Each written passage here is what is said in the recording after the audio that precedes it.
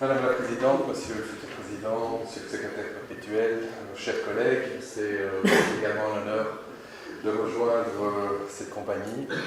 C'est un plaisir aussi d'être parmi vous ce matin.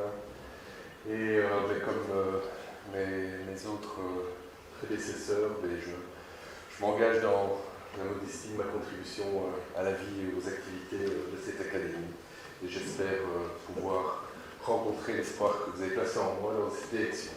Alors, dans les quelques minutes qui vont suivre, je parlerai donc de cannabis, cannabinoïdes et endocannabinoïdes. Et en fait, je vais profiter du survol de mes recherches dans le système endocannabinoïde pour rappeler ou vous apprendre quelle est la place du cannabis et des cannabinoïdes dans son usage médical et dans son usage récréatif en Belgique.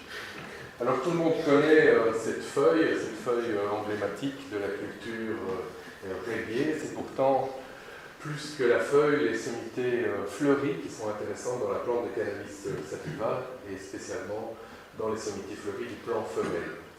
Le cannabis peut se consommer en version récréative sous différentes formes. Vous connaissez, pardon, voilà, la petite lumière ici, devant. Ouais. Voilà, je reviens, c'est dans le sens.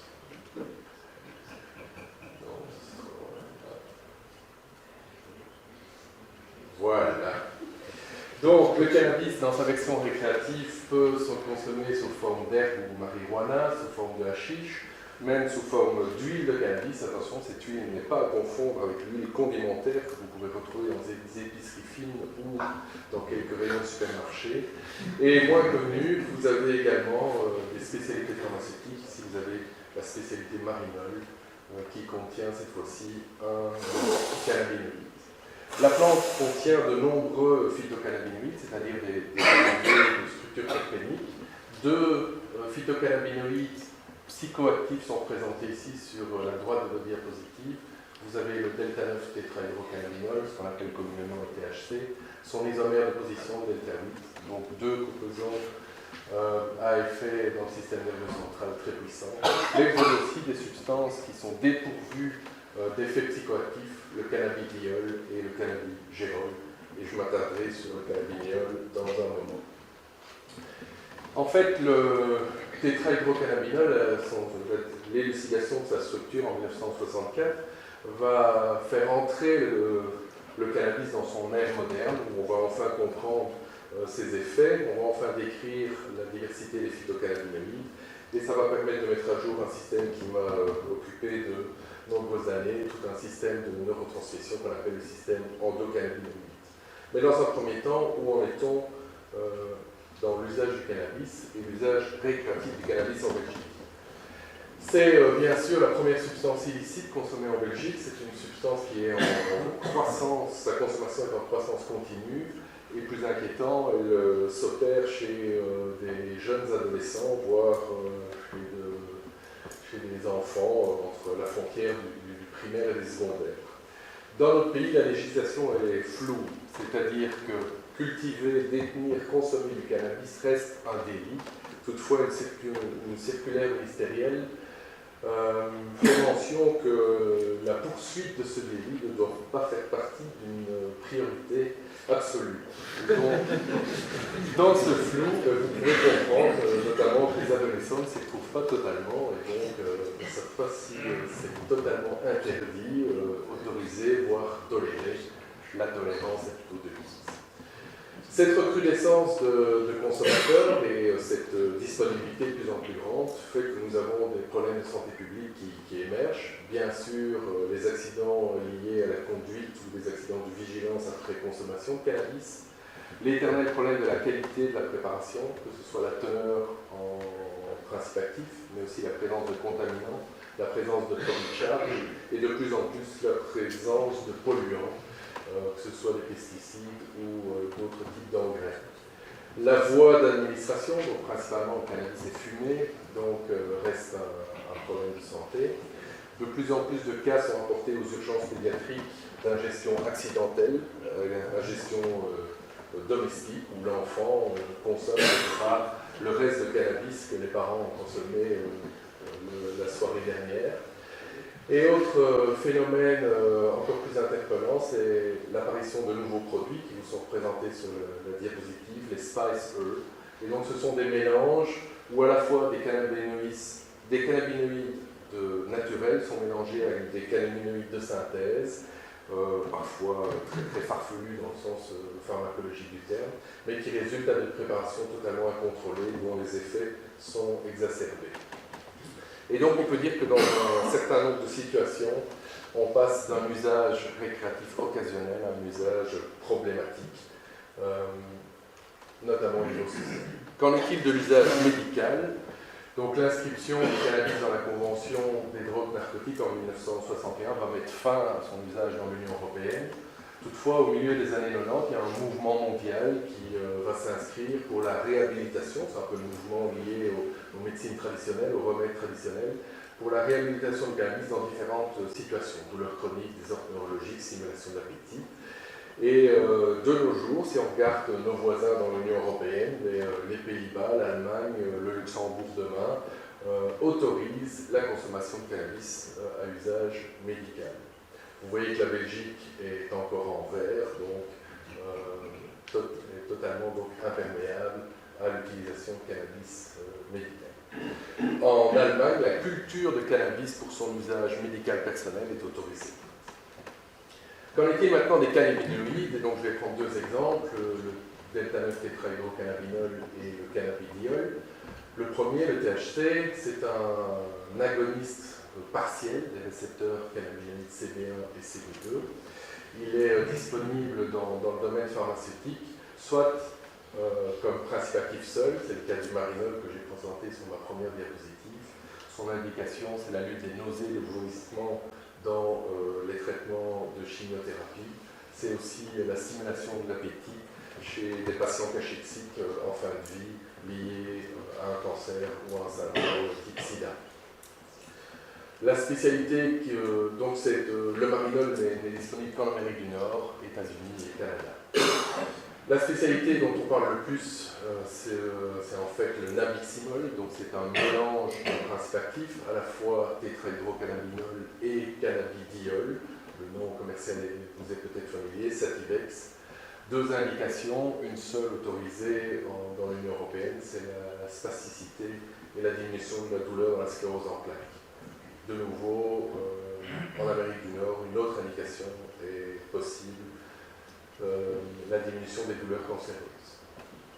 Le cannabidiol, cette fois-ci donc un phytocannabinoïde non psychoactif, n'a pas d'effet agoniste sur les récepteurs cannabinoïdes, c'est un modulateur allostérique, mais par contre il reconnaît une multiplicité de cibles, des récepteurs canaux comme les récepteurs vanilloïdes, des récepteurs nucléaires comme les récepteurs PEPAR, et des récepteurs nucléoprotéines G orphelins, GPR55, 3, 6, 12. Je ne reviendrai pas sur le Sativex, mais notons que l'année passée, la FDA a autorisé la mise sur le marché du cannabidiol comme seul principe dans la spécialité Epidiolex. Là, les deux indications autorisées, les épilepsies réfractaires, notamment chez l'enfant, et certains symptômes de la schizophrénie. Vous l'aurez sans doute constaté dans votre environnement proche, ces derniers 18 mois ont vu l'explosion de ce qu'on appelle les cannabis shops dans l'Union européenne. Ce sont des commerces qui vendent des fleurs, des liquides de cigarettes électroniques, des cosmétiques contenant du cannabidiol et qui jouent de l'ambiguïté en fait entre ce constituant non psychoactif et son grand frère bien plus prisé, le tétrahydrocannabinol. Et pour reprendre un article du Monde qui s'intéressait à ce phénomène, mais ces commerces ne sont ni autorisés ni interdits, et donc surfent entre les différentes législations sur le médicament, législation sur le complément alimentaire, mais tant que le taux de tétrahydrocannabinol ne dépasse pas 0,2%, ils sont tolérés. Donc c'est ce qui est résumé ici. Qu'en est-il de la situation du cannabis médical en Belgique? Seul le Sativex est autorisé encore sous deux conditions relativement strictes. Donc la prescription ne peut se faire que par un neurologue et encore en milieu hospitalier.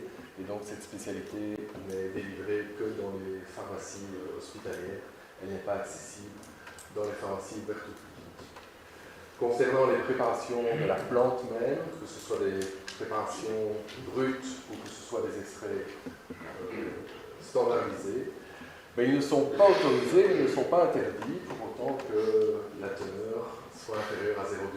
Donc vous pouvez retrouver dans ces fameux commerces certaines préparations. Alors j'en viens à mes recherches qui se sont adressées aux cibles, potentiellement aux cibles thérapeutiques du système endocannabinoïde.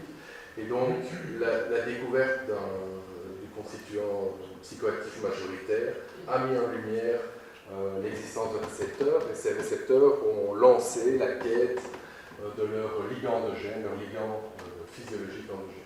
Et la grande surprise, c'est qu'il n'y a pas un ligand endogène, mais toute une famille de ligands endogènes. Ce sont tous des dérivés d'acides gras, soit des dérivés de type ester, comme le 2-araténylglycérol, soit des dérivés de type amide, comme l'anandamide. Et vous voyez sur la diapositive que de nombreux ligands ont été identifiés. Et au moment où je vous parle, on ne connaît pas encore la raison de cette multiplicité. Et ils varient un peu tous. Donc certains n'ont pas la même puissance sur les récepteurs, certains ont une certaine sélectivité pour le récepteur CB1 versus le récepteur CB2, d'autres ont encore des cibles additionnelles. Et donc, on a tout un système assez complexe où bien sûr les éléments centraux sont les récepteurs couplés aux protéines G, CB1 et CB2. Ces endocannabinoïdes sont capables d'activer aussi des récepteurs canaux comme les récepteurs vanilloïdes, également des récepteurs nucléaires comme les récepteurs PPAR. Et pour produire cette famille de lipides endogènes, vous avez des enzymes de biosynthèse, on en dénombre plus de 6 à l'heure actuelle, et on a aussi toute une famille d'enzymes de dégradation. Alors pour les amides, l'enzyme de dégradation principale est la fatty acide amide hydrolase, FAH. Pour les esters, la monoacide glycérolipase. Et donc notre travail de recherche consiste à développer des outils pharmacologiques qui vont s'intéresser principalement aux récepteurs CB1 et CB2 et au développement d'inhibiteurs de ces enzymes. Je n'ai pas cité la troisième enzyme, la N1, sur laquelle nous avons travaillé aussi. Alors dans le temps qui me reste, je vous propose de me concentrer sur deux sites thérapeutiques, le récepteur cannabinoïde CB2 et la monoacide glycérolipase. Le récepteur cannabinoïde CB2, c'est un récepteur qui est moins connu que le CB1, c'est un récepteur couplé aux protéines G. Il a une séquence assez petite, il a une homologie relative avec le récepteur cannabinoïde CB1. Il est présent dans les tissus et dans les cellules du système immunitaire et son expression varie avec la condition inflammatoire ou la condition immunitaire de l'individu.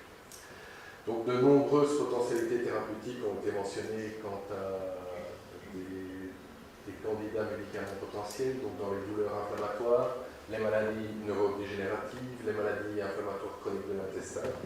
Et avec mes collègues de l'Université de Lille, donc Régis Hindé et Pierre de Rouleau, nous avons été impliqués dans le développement d'agonistes CB2 sélectifs qui visaient justement ces maladies inflammatoires chroniques de l'intestin, les colites, syndrome du côlon irritable ou maladie de Crohn.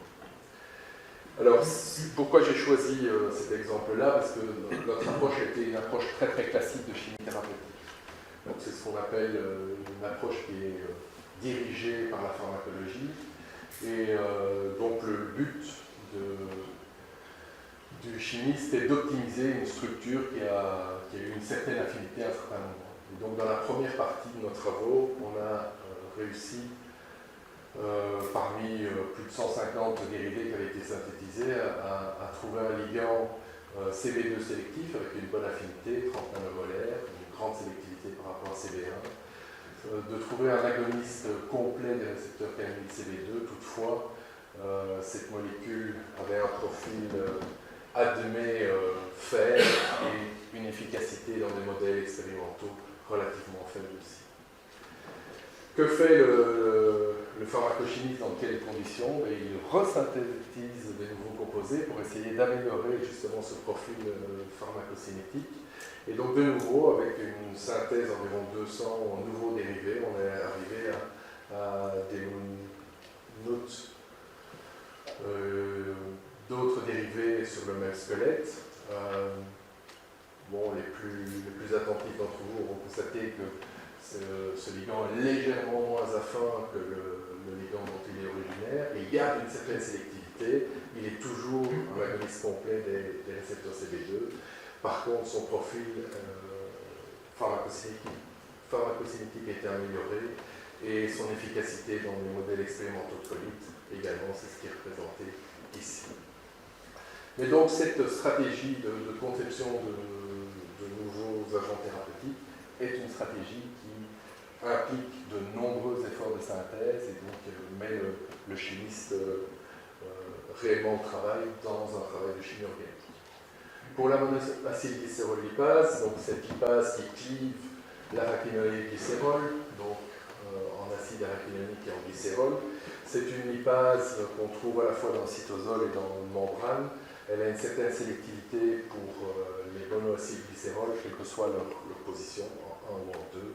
C'est une enzyme acérine. Nous avions, par des études de comparaison de structure, montré que des systémiques étaient proches du site actif, et donc dans un premier temps, on avait développé des inhibiteurs qui se liaient sur ces résidus systémiques.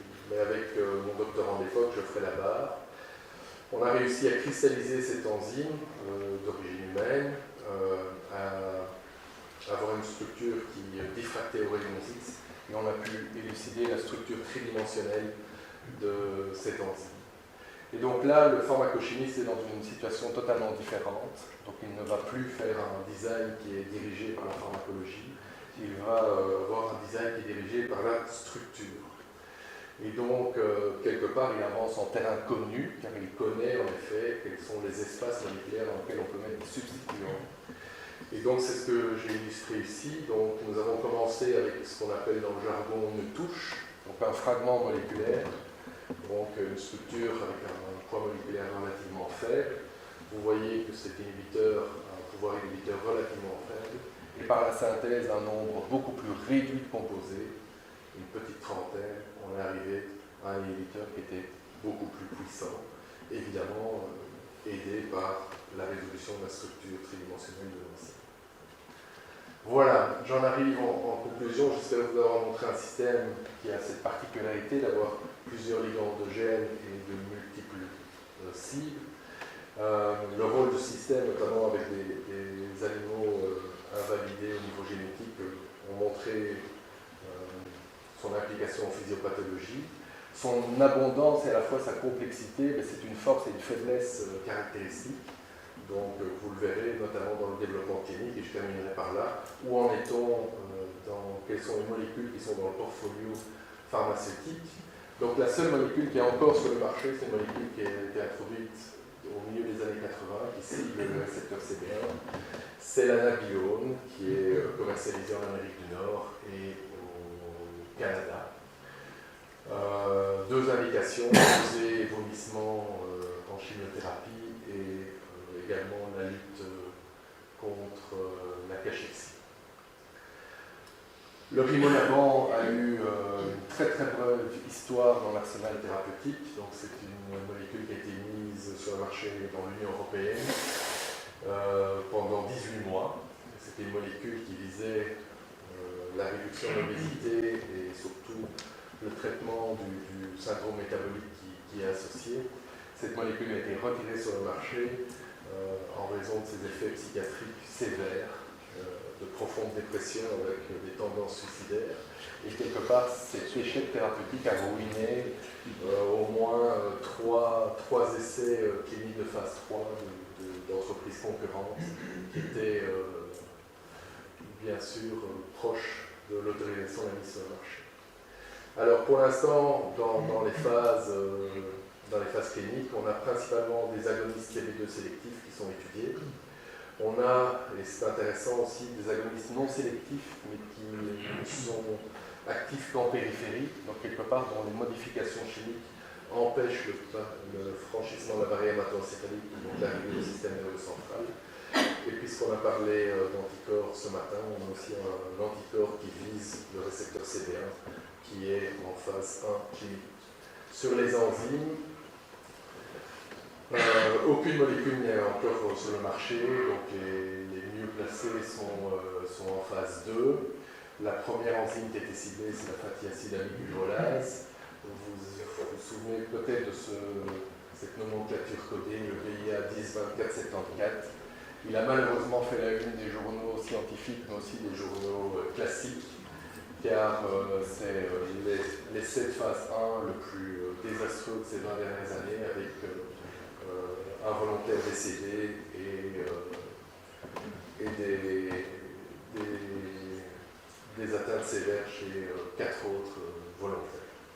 C'est du côté de la monacide glycérolipase que l'éclaircie est attendue, notamment avec cette molécule ABX1431 qui vient de compléter ces études de phase 2.